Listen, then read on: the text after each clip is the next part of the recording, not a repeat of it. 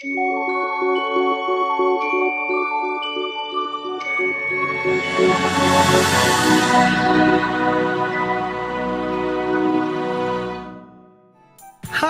Stephanie Abrams here, dashing through the airport. I'm going on an adventure. I've got my backpack, I've got my laptop, I've got my traveling shoes on. Come along with me.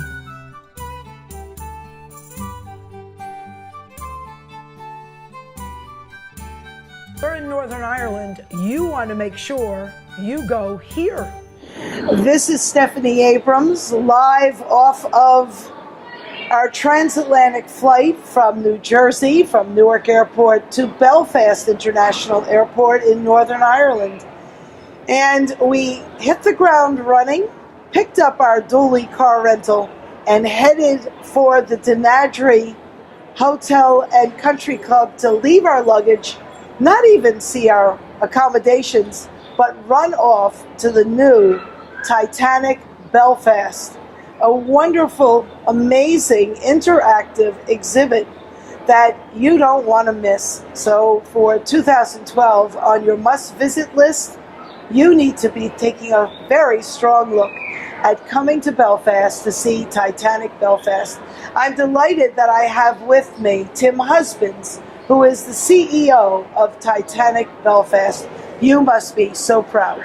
We are. We've been in this making of this project now for 3 years. So lots of planning, lots of processes, 3 years in construction, a year in fitting out, and now we're here. We've been open nearly 10 days and we're up to about 35,000 people. So we're just delighted and so proud. And today is a sellout. Once again, people who are buying tickets today were buying for future dates because today was already sold out. Can you buy tickets online so that you don't get a disappointment when you arrive? You can indeed. You can buy tickets online. That's where we're driving as much traffic as possible. We expect we'll get 425,000 visitors this year alone, and we feel that that number will increase as the years go on. And your website is? www.titanicbelfast.com. Can you give us a brief overview of why people need to come here? They need to come here because we're, in terms of authenticity, the only place in the world that can tell the story of Titanic. We're on the very site where it was designed, where it was built, constructed, where the workers came, and where it was eventually launched to the world. And now we're coming full circle, and we have this magical, iconic building that tells the story of both Belfast and Titanic. We talk about the social history, and then we talk about the ship itself and the journey that it took, and obviously that fateful night. And then we come full circle and we talk about the advances in marine sciences that have become as a result of that, and we take you down to see the wreck. I can tell you, having toured the facility, that the memorabilia, the special effects of superimposing very modern technology to bring to life a Gilded Age period, and it is extraordinary. And we're going to show you more about that. It is such a delight to have arrived in Northern Ireland into Belfast International Airport and make our way to the brand new Titanic Belfast, a remarkable tribute memorializing a grand ship of a grand era that had a very tragic end. And done in such a professional and exciting, informative, and incredible way. And as an entertainment value, very much a sense of the Walt Disney experience gone platinum, rather than plastic in terms of creating a story to fantasize about, because this is truly what one would call the real deal. And I'm so happy to have Claire Bradshaw with us. She is the Director of Sales and Marketing for the brand new Titanic Belfast. Thank you so much for joining us. It's just a delight to have you and to be here. It's a pleasure to welcome you here. There's so many people from all over the world have been through the doors in the past 10 days since our opening. So we are just delighted that so many people are still interested in this phenomenal but tragic story. I suspect that people will make this a kind of yearly journey, a pilgrimage they need to make on a continuing basis. And I suspect that as time goes on, this amazing museum attraction will evolve as someone comes up with ideas of including specialized kinds of this and that add to the experience of being here. It will, of course. This building is 6 floors, but you could have filled this building 10 times over with different parts of the Titanic story. Titanic is a global story. It means something to everyone right across the world. It's that word that doesn't need to be translated. Everyone has their own story of Titanic, whether it means to them romance, whether it means engineering, whether it means tragedy. Everyone finds their own story in Titanic. And now, with Titanic Belfast, you can come right back to where the story began, right here to the birthplace of Titanic. Well, that's what makes it different from other Titanic exhibits. For a long period of time, there was a Titanic exhibit in Las Vegas. Very well done, but in a hotel setting. Something that, like the carnival that comes to town, it came in, it stayed for a period of time, and a lengthy period of time, but then it moved on, and I don't know where it went.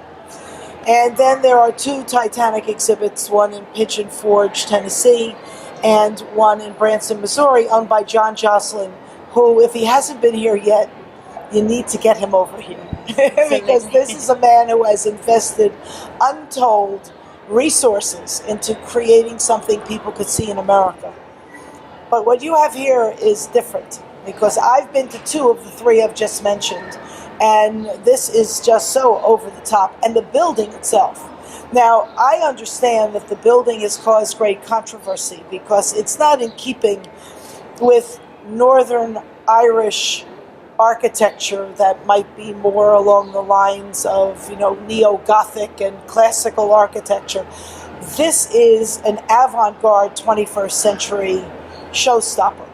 This is, but I wouldn't say it doesn't go against the grain with our city. Our city is now a modern European city. If you look at our waterfront conference hall, for example, it is a modern structure. Titanic Belfast is our icon. Titanic Belfast had to be a special building. The ship herself 100 years ago was special, was ahead of her time, used fantastic technological advancements, as has Titanic Belfast. So this building is set to be our Eiffel Tower, or it's set to be our Empire State Building. We needed a new landmark. We needed something that gave our city stand out. And this phenomenal, beautiful building will certainly do that. Showstopper. We were here in January, actually on January 3rd, and we met with the person who had arranged our visit, and we were both surprised to find out that the workmen were on holiday and we couldn't get inside. But like today, and that was January, and this is now April, it was another extraordinary, bright, sunny, gorgeous day, and we have glistening photos of the exterior of the building. I'd like to talk to you about that a bit, because I saw it almost as a reflection of an iceberg, and yet I understand it's supposed to be about ships. So we're going to take a quick break and come right back.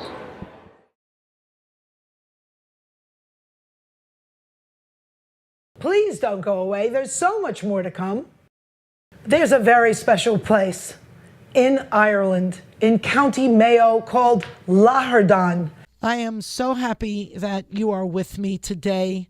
April 15th, 2018, the 106th anniversary of the sinking of Titanic.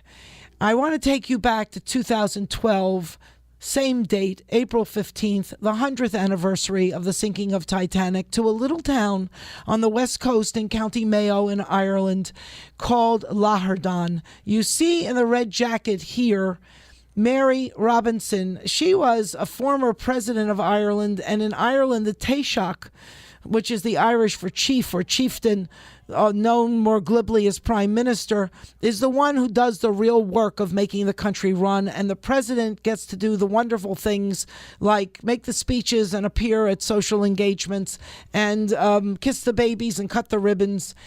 And on this date, April 15th, 2012, I was privileged to be in Lahardane. This is at a mass in St. Patrick's Church in Lahardane. And at this event, the current then Taoiseach of Ireland. Enda Kenny was present, and you're going to see him coming up in the front row.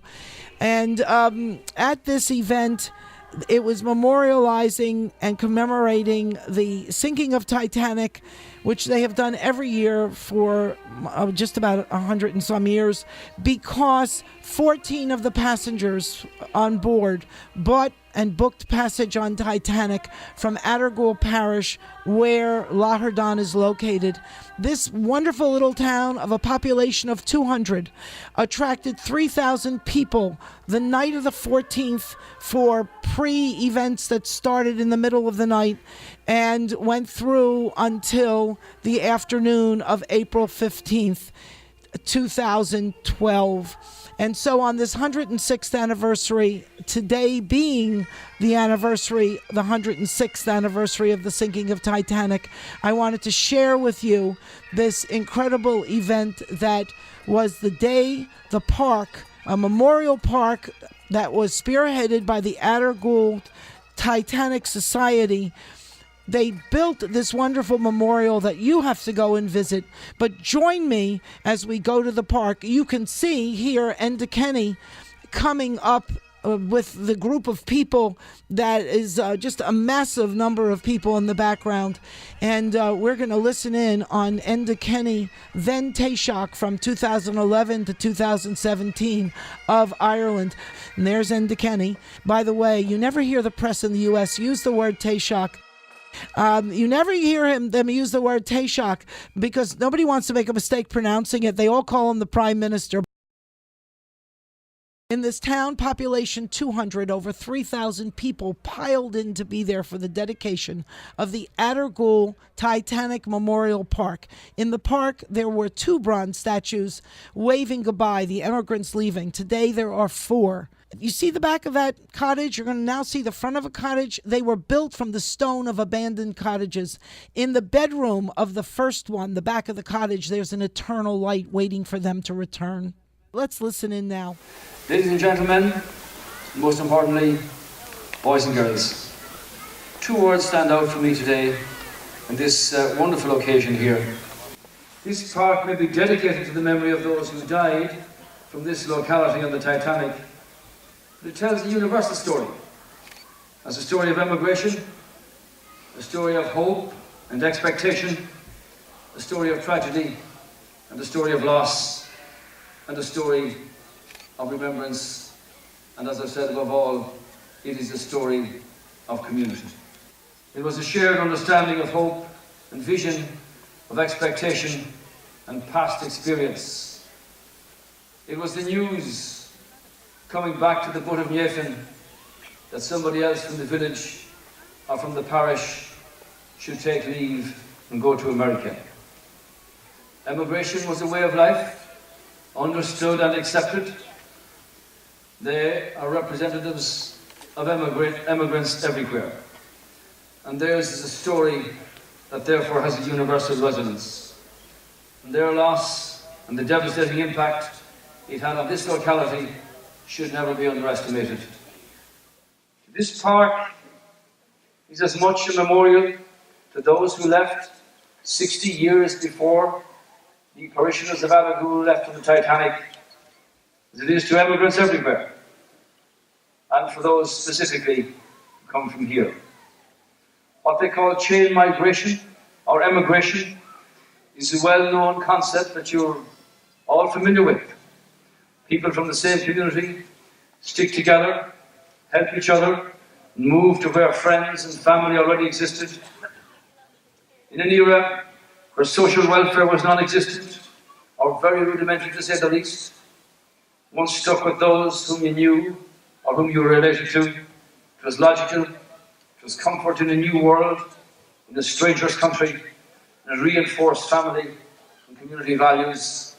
There were the days of no iPads or iPods or iTunes or blogs or emails or digital connection. Instead, it was the American letter, the remittance money, where those who emigrated sent back some savings to keep those who remained alive and in some degree of frugal comfort. Also paid the passage money for the next sibling to travel out and make a new way with new hope in a new country. What is not well documented and what is poignantly illustrated in this park today was the level of female emigration from Ireland in the second half of the 19th century. Of all the emigrant nations that came to America at that time, and there were many, slightly more than 50% of the Irish emigrants were women. America was the land of hope. In the time of the famine, indeed earlier than that, millions of Irish had gone to the New World and carved out for themselves a new life. In so doing, they also helped to build the United States. I came across this in so many communities on my recent visit to New York, to Boston, to Chicago, and to Washington. With nothing but determination and fortitude and faith, with a welcoming hand from those who went before, and an understood obligation to assist those who left behind, the Addergoole 14 were no different from millions of other emigrant Jews, Italians, Germans, Hungarians, Poles, and Lebanese, to name but a few, who travelled the same journey from different points. The White Star Line sought with Titanic and her sisters to set new standards for size and comfort. They were to be the greatest and the most luxurious transatlantic passenger ships in the age of the great liners. These ships were truly breathtaking in their ambition. In our age, the supercarrier and the supertanker, it would be easy to overlook the unprecedented scale of these ships. Titanic, as you're aware by now, was 882 feet 9 inches long. Her height measured from base to keel is 104 feet. She displaced 52,300 tons when the most powerful battleship of the year and of the day measured 20,000 tons. We don't want to speak about that. Newspapers and magazines struggle to convey to readers a sense of the scale of this new wonder. Titanic was often portrayed standing vertically on her stern and dwarfing the landmarks of the world. It's actually a length and a half of Croke Park, where Mayo, I understand, have gone to extra time with Kerry. I'm not sure what the final result of that is. Who won by a point? Mayo won by a point. Okay, good. Really good news.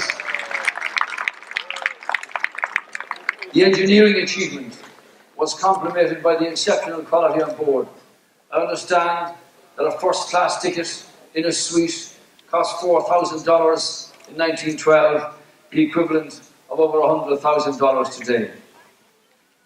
Titanic, anchored off Rochestown Point, sailed 100 years ago, carrying her thousands of passengers and crew, each one with an individual story, each one commemorated in the wonderful stained glass window in St. Patrick's Church. Stories that have been illustrated here this very day. Most of their names and their faiths are known to us, along with some details of their lives. And from their stories, we find an insight into the society of the period. Whether walking on the ship, a regular international traveller, or an emigrant on a presumed once-only voyage, no one aboard had any basis for concern about the disaster about to happen. You, the people of Addergoole, have never forgotten. Our strengths, your strengths, are our capacity to respond, our ability to use our imagination, our willingness to adapt while holding fast to the traditions of community and sense of place.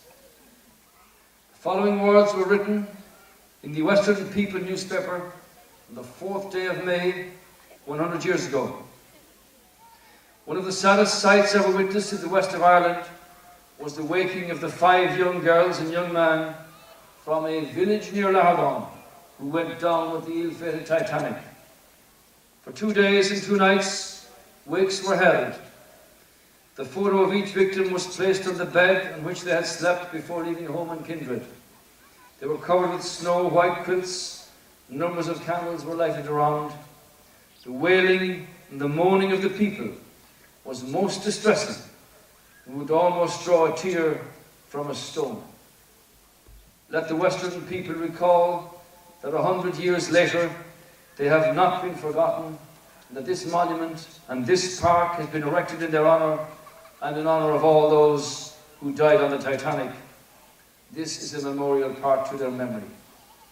When you think of it, the reenactment last week, the young people who left by horse and trap, who went up over the Windy Gap, where Humbert led his troops in 1798, and their last vision of Bofinon and Lahardane was at the top of the gap, face west and look at Nathan, and hear the crunch of the iron rim of the cartwheels on the gravel as they headed for Castlebar, the main street and their tickets in Dorkins, the railway station, Claremorris and Cork, to embark on the mightiest ship of its age, with anxiety and concern and hope and excitement and expectation, turning on the night of the 14th, 15th of April to fear and confusion and panic, and courage is epitomised by those who refused to go on the lifeboats, who wouldn't leave their husbands or their kindred or the next of kin, as depicted again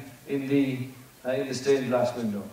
This is a wonderful occasion, and I feel humbled as Taoiseach of the country, in this my native county, in a place that I've been in every house in this parish at some stage over the last 30 years, to be able to come here and say these few words. I'm reminded indeed of the words of the great poet Louis MacNeice, who said, "By a high star our course is set, our goal is life, set sail." Stay with me. We'll be right back. You're being welcomed to the Addergoole. This is Addergoole Parish, where Lahardane finds itself. You're welcome to the Addergoole Titanic Memorial Park. And you'll see it opened on the 15th of April, 2012.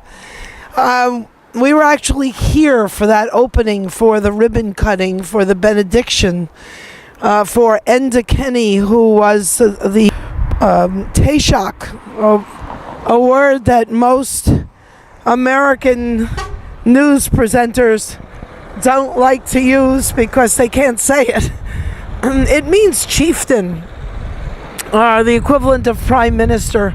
In St. Patrick's Church, down the road a couple of blocks, there was a special mass on Sunday, the 15th of April, 2012, which was the 100th memorial of the sinking of the Titanic. When the park was first opened, there were two bronze statues in the middle. The man with the little suitcase and the woman with the big hat looking over her shoulder, waving back at the town. If you get here at the right time of day, in the afternoon, and the sun is out, those statues cast a long shadow in the direction of the opening area of the park, in the direction of the town. And that was planned that way for the long shadow of farewell. We're going to take a walk inside this lovely park and give you the inside track to the meaningfulness of it. In typical Irish fashion, honestly, you can't sneeze in Mallinhead without somebody wishing you good health in Kinsale. We were standing here in the road doing some filming so we can share this wonderful experience in Addergoole Parish in Lahardane at the Titanic Memorial that the wonderful people here put together to honor the 14 people who represented 10% of the 140 Irishmen who were on Titanic. And regrettably, only 3 of them managed to survive. And every year, this wonderful town memorializes their memory. In the meantime, you may have heard a truck toot its horn as we went by. Somebody else slowed down and sort of waved at us, and within seconds pulled up next to us, hopped out of the car, and this is what you get at the end of the rainbow. So thank you, Tom, for coming by. The woman who's waving back at the town, and the gentleman, and now the 2 other people who are headed toward what is a representation of the bow of the Titanic. when the sun is out and it's afternoon, it casts a long shadow, the shadow of farewell. But now we have the two new people that have joined them. And it has been proposed that every 20 years 2 further bronze figures will be added, so that when the year 2112 comes, the bicentenary of the sinking of the Titanic, all 14 will be there. And you'll be there too. Hopefully. Now, that actually was part of the home of one of the 14 people on the Titanic. It was the home of James Flynn. He was lost on the Titanic. His grandniece donated to us, and we reconstructed it here. To the right of that is a replication of the back of the cottage with a window. And I know what happens in that window, but maybe you can share with our audience. Actually, that is a reconstruction of the gables of 2 of the houses, 2 of the homes of those lost on the Titanic, shining every night, which was a sign of welcome back for returning emigrants. A little light up there on that window, which has come on every night since. And it's the light shining the way for people to come home. So now, if we look all the way to the left, we're going to continue this conversation. Hopefully Leonard's Pub is open. So the next place you're going to see us is near the fireside in Leonard's Pub. I promised you we were heading for Leonard's Pub. And indeed, we have done just that. Pull your chair closer. Sit by the fire with us. There were probably 2,000 or 3,000 visitors came into Lahardane. And the town was all crowded. And Midwest FM, the local regional radio station, was here with their bus. And they were interviewing people on the bus. And they were simultaneously broadcasting. And they asked me if I'd like to be interviewed, because we had come over to be part of this and whatnot. And you can find the interviews we've done with people in Lahardane at sabrams.com that were broadcast on radio, sabrams.com. When I met a fellow named John Steinbeck, who's now retired, he was the general manager and vice president of I don't know what, managing director, fancy title, of the Lake Tahoe Resort in South Lake Tahoe. It's right at the state line, across the streets, Nevada, and the casinos. This side of the street's California. And he told me that he asked me what my favorite place was, and I told him Ireland. So my wife has family from Ireland, and from where? I don't know, someplace on the West Coast. So it took a day or two of coaxing him, get the name of the town. And he said, long name, can't say it, I'll have her write it down, bring it in tomorrow. He comes in the next day. We're having breakfast together. He says, I've got the name of the town, but you won't know it. I said, try me. And he takes the paper out, puts it on the breakfast table, and it says Lahardane. And I start to laugh, because not only do I know Lahardane, Lahardane knows me. So comes the revolution. What I learn is that John Steinbeck's wife's grandfather, left Lahardane in something like 1890 or 1895, and he went to Boston, and he made a lot of money. And in 1905, he decided he's going home, and he came home with all his money, and he bought this building that is today Leonard's Pub. It wasn't a building yet, it was a piece of land.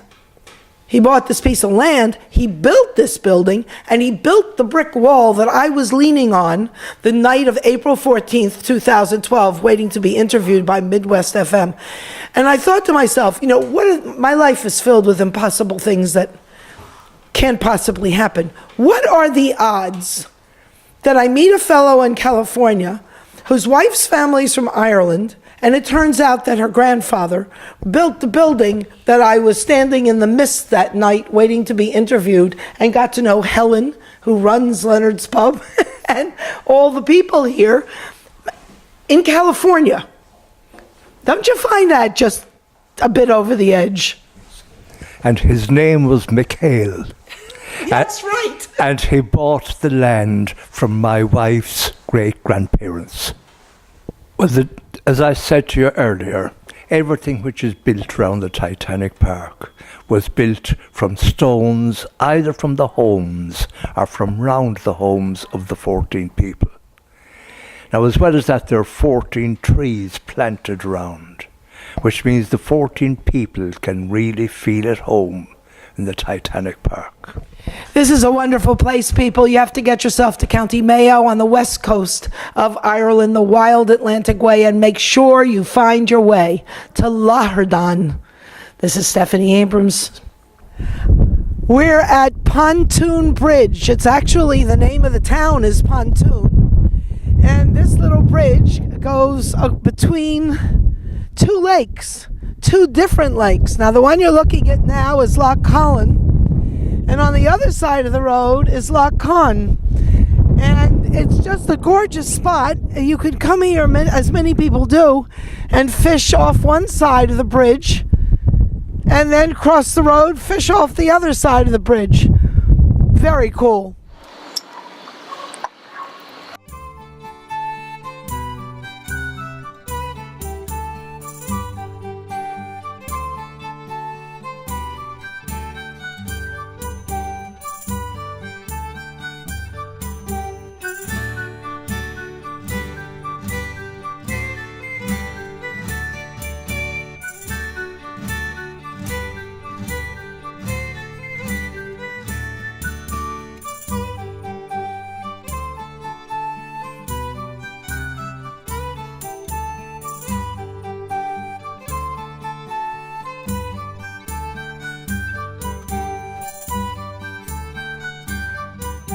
Stay with me. We'll be right back. Stay with me. It's another gorgeous sunny day in Ireland. But I have to tell you, it is a bit brisk. And it will continue to warm up as the day goes on. But out on the lawn, there is a little bit of frost. But this, I have to level with you, is January. And I'm out here in just a sweater. And maybe I ought to have on a light outer coat, but January in Ireland is nothing like January in New York or Boston or anywhere across the northern tier of the U.S. And it's just serene and quiet and wonderful and gorgeous. And behind me, we've just emerged from Mount Falcon Estate and Spa in Foxford, County Mayo, Ireland. Have a great, great look. Can you imagine the fellow who was getting married and wanted to bring his bride home to someplace wonderful? And so he had this gorgeous place built. We've got to swing through the grounds so you can see the estate that is Foxford. Now, you may have noticed that there are some plants in bloom, some green, some lovely colors. And the rooftop, you can almost count the chimneys. So everywhere you go, there are fireplaces. The place is just wonderful. It's a great place for a lovely escape. Let's have a look at the rooftop. Isn't that stunning? I want you to notice the sunlight glistening on the window panes. I'm so tired of hearing people talk about rain in Ireland. If it didn't rain, it wouldn't be so green. But have a look at the photos in our photo gallery, in our Ireland mini site at sabrams.com, sabrams.com. Sun's is pretty much a staple here too. We're going to take a little walk inside and check out one or two of the lounges with you. Don't leave me.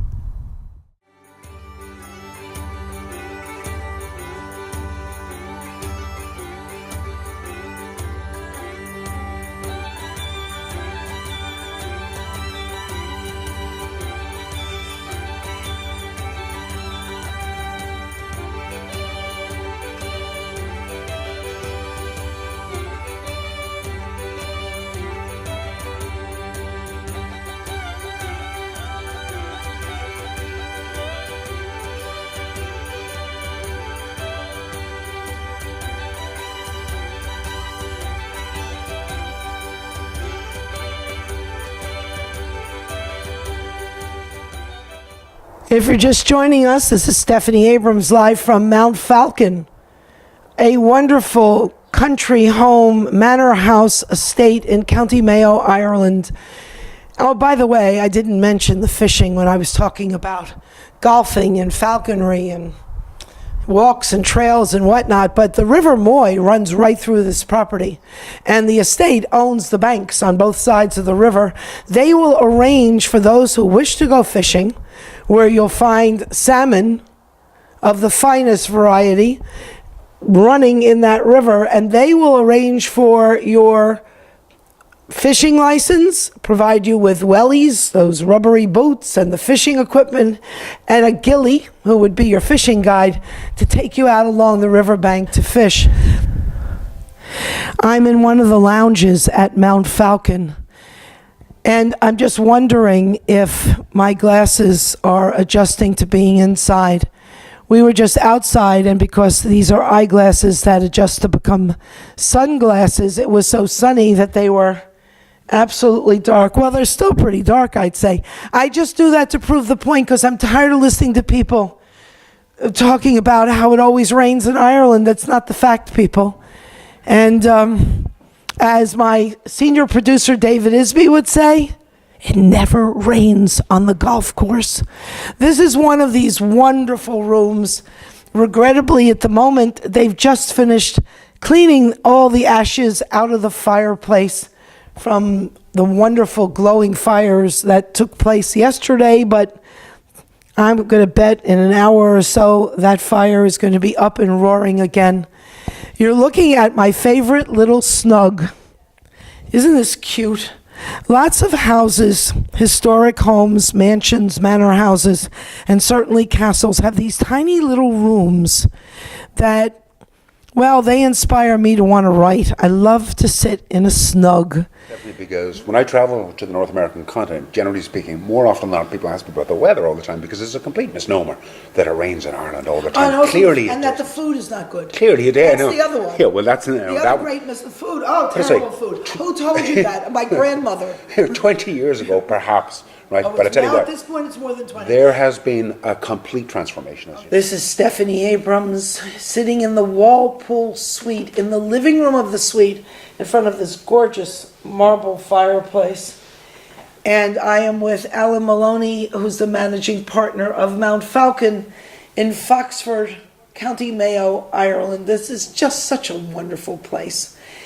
And we were talking about, here's the tragedy, people. There are so many things to see and do in the region. And you literally could check into Mount Falcon, turn around, go out the door, go fishing, play golf, go hunting with falcons right here on property, take off for parts around the region that have incredible value to the visitor, and go shopping in some fantastic places, not the least of which is Foxford Woolen Mills. And then you'd come back late, have dinner, and fall into bed. And maybe get up early the next day, have breakfast, and go out and do all these things again. Or maybe you might be rumbling down the driveway on your way to the next place on your itinerary, and that would be a tragedy. Doesn't sound like a tragedy. It sounds like, well, what a wonderful day you just had. The part that's missing is you didn't get a chance to do nothing. Read a book, read a magazine, have a cup of coffee, have a pint, have a conversation, go to the leisure center, jump in the swimming pool, be in their spa. Just enjoy the place. And that's one of the problems with a 7-night trip. It doesn't leave you time to just linger somewhere and enjoy the place you're staying at in the way it should be enjoyed. So I want to suggest to you, if you're coming over to Ireland, stay for as many days as you can. If all you have is a 5-day week in front of you, pick a week where the Monday is a holiday. So you're going to be entitled to that day off of work. Travel Thursday night before, taking Friday off to make up for that Monday that you're getting free. And all you have to do is take 5 work days for vacation. The Friday, Monday's the holiday, Tuesday, Wednesday, Thursday, Friday, and the weekend after. And you'll end up with a 9-day vacation, only taking 5 days out of work.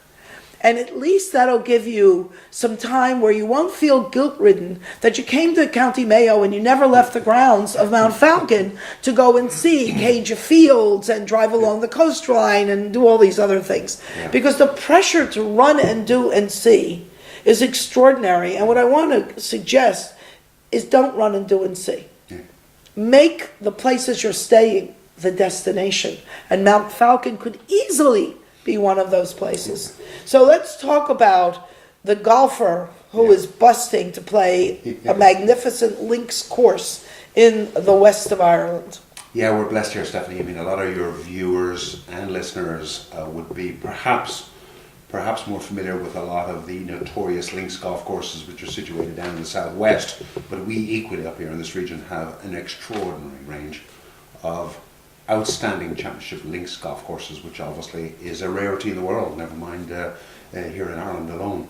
But so we have 3 of them here, all 3 of which are now ranked in the top 20 courses in Ireland. A third of the links golf courses in the world Correct. are in Ireland. Correct. Half of those are in the northwest of Ireland. That's right. So that means a sixth That's right. of all the links courses in the world are right here. That's right. By way of interest, because they are less known, they represent far better value. That's what we've seen over the last number of years. And thankfully, given the profile of golf in Northern Ireland as well, and particularly the global appeal of people like Rory McIlroy, Darren Clark, Graham McDowell too, many people, thankfully facilitated by the peace process too, they want to experience golf in Northern Ireland, and rightly so. So we've seen a big transition, a big movement of North American visitors now coming up to the northwest here. And we act literally as the accommodation hub. We have 3 of these outstanding golf courses. They're all Okay, time to name them. Nearest one from here is Enniscrone. Enniscrone. If your listeners if they're not familiar with it, have a look at it. It's now ranked number 11 in Ireland. It is a beast of a golf course. That's the only way to describe it. Do you play golf? I do, somewhat. Not Have very you well. played Enniscrone? I played it many times, of course. What's the most challenging thing about it? Oh, without question, the topography. Enniscrone is notorious for its dramatic dunes. And when I say dramatic dunes, there are dunes 3 times the size of this building. Now, I know your viewers and listeners can't probably visualize that, but suffice to say there are dunes there that are well over 100 feet high. Wow. Literally. It is. How do you get a ball over that? Glorious. Do people actually hit a ball that goes over it? In some cases they do, but the links, and hence their name, the holes are literally laid out, typically, in parallel to the drama of the dunes. These dunes are all natural, obviously. Wow. Nature has seen to them to the extent that they are. Wow. So the greens and tee boxes that have been designed on it are typically running parallel to it. But as most golfers around the world, and the feedback I get from all of our North American guests coming here, is they cannot get over the drama and the challenge of this terrain. And just for the benefit again of your listeners and viewers if they're not familiar, the challenge from a golfing perspective too, unlike your parkland courses in the US that the US is so famous for, the challenge of the links golf courses is the vagaries of the weather, because you're on the beach, you're always going to get wind. That just comes hand Well, in that's hand. that's the big challenge at St. Andrews, because the old course at St. Andrews is Absolutely. really, quite just a flat piece of paper. Absolutely. And it's the wind that makes all the difference. Without question. And the additional challenge, which is the second point our activity is going to point out, is unlike St. Andrews, where it's flat, the point I'm making about the topography out here in Enniscrone or the other golf courses, which I mentioned in a few minutes, is it's far from flat. These dunes the ball is never at the same level of your feet, ever. So your stance is always a challenge. So you've got the topography to which the ball is never flat on the ground, and you've got the prevailing wind. And you put that within the panoramic views around the ocean views here, they are spectacular golf courses. If you were to drive from Mount Falcon to Ross's Point, would you be going past, I'm going to try and say it the way they say it up there, Ochra's Head? Ochra's Head. But they say it with a hook in there. Ochra's Head. You could, circuitously. Okay. Yes, you could. Circuitously go that way, people. And stop at the beach bar at Ochra's Head. Just standing there is an experience you will never forget. But go into the beach bar. The people are so sweet and the place is so adorable. And it's a little thatched roof cottage. Oh, and we have to go. Stephanie Abrams. A little wind beaten. I'm actually in County Sligo, Ireland. You can see we're right on the coastline. This is January. So you'll see, no, it's not not raining. It's a gorgeous sunny day, but you do have a strong wind coming off the ocean, and it's a lot warmer here than it is in the Berkshire Mountains. Seeing the beach bar here and the Ochers B&B, a place you have to visit on the wild Atlantic Way. You can see why it's wild. Just look at my hair. This is Stephanie Abrams, live from County Sligo, Ireland. Where did the hour go? Come back next week. Gotta fly now.